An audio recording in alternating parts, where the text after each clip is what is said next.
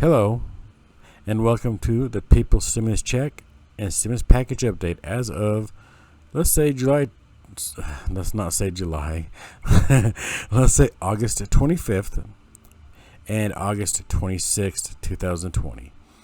The reason why I'm covering both days is because I got a viewer comment saying that my audio needed to be a bit more tweaked from yesterday, so I'm doing a recap of yesterday, and I want to say thank you to that viewer for bringing this to my attention so I can make better broadcasts for my viewers out there, because you all are very important to my broadcast and to me, because this information is for you and for me. What can I say?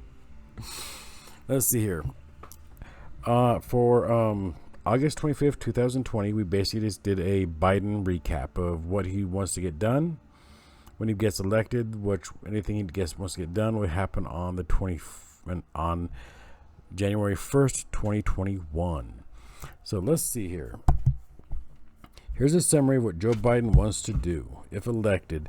Like I said, this will only come into play in 2021 if he is elected.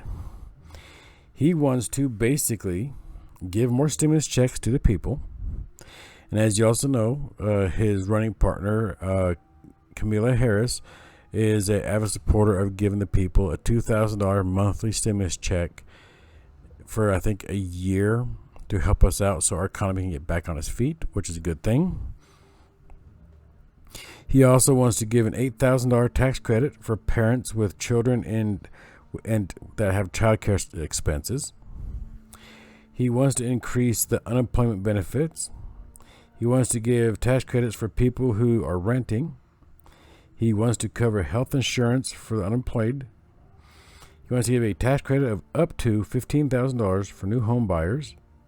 He wants to give green energy tax credits. And he also wants to give assistance to state and local governments. And you're asking, well, wait a minute here.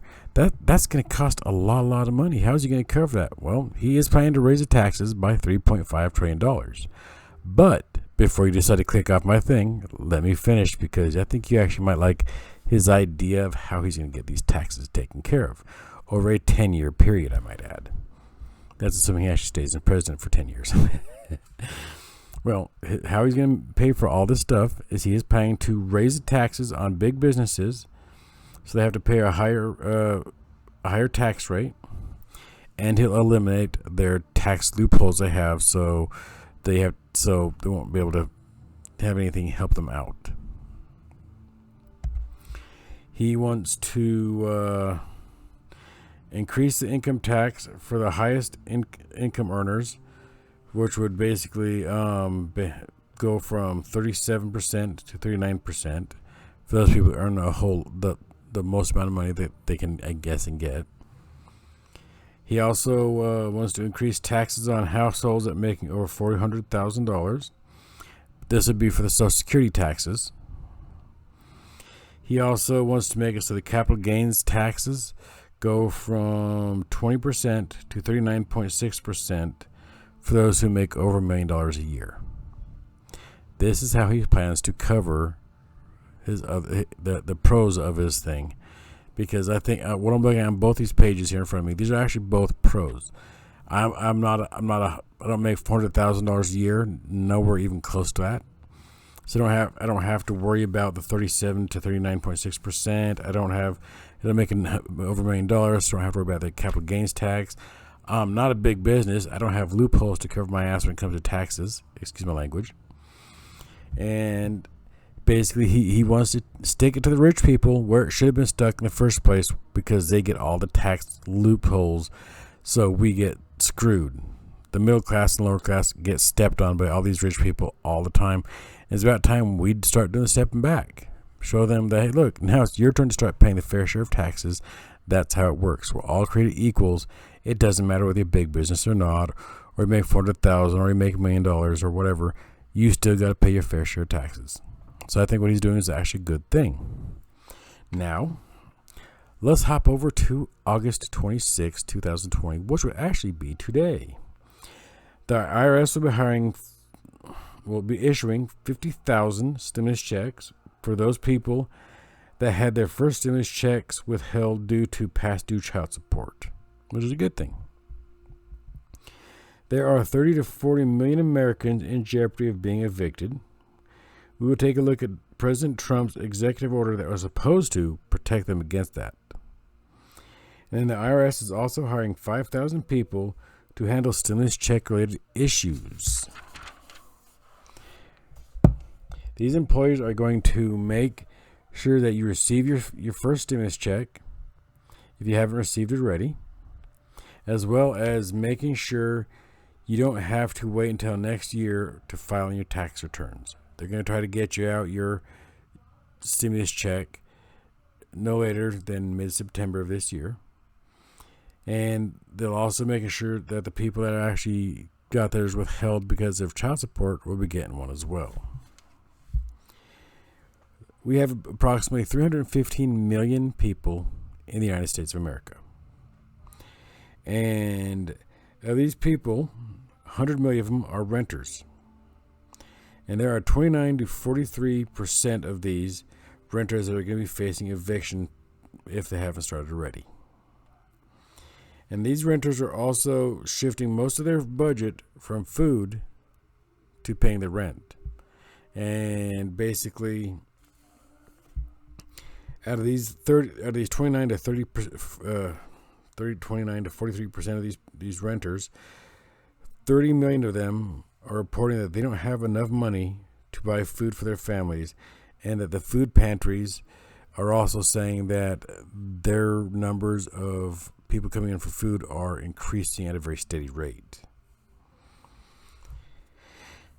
And as far as Trump's executive order goes, he basically ordered the Health and Human Services as well as the CDC to consider whether any measures temporarily could halt residential evictions of tenants for failure to pay rent are reasonably necessary to prevent the further spread of COVID-19. Now, let's actually think about that one. He ordered the Health and Human Services and CDC to look into this and see if there's anything to do. He basically just said, look, I want you to look into this. That's it. Don't do nothing else. Just peek in, peek out, you're done. And basically, Health and Humane Services don't have the authority to actually stop or halt any evictions in any way, shape, or form. I have also 3 people that actually have made comments. 2 of them exactly towards the executive order, and one of them, well, I'll read them for you so you can understand them. We got Diane Yentl, president of the National Low Income Housing Coalition, said the executive order does nothing. It's basically a shell. So basically, Trump's executive order, from her standpoint, does exactly squat. And then we got Colleen Foley, executive director of the Legal Aid Society, that said Trump's executive order has nothing definitive in it that courts can even use to stop evictions. And then we also got Cullen Dunn, director of the Multinational Housing Council, said that he wants the Congress and administration to get off their butts and get back to work and resolve this problem. Now the question is do you think that's actually going to happen? Our senators and our House representatives are on vacation until, the senators on vacation until the 7th of next month. The House Representatives got an extension of an extra week, so they won't be back until the 15th of next month. So until then, the people get to starve, they get to suffer, they get to face evictions because these groups of people, our Congress and our President-elect, will not come to agreement to help save them and save the rest of America from what's happening currently.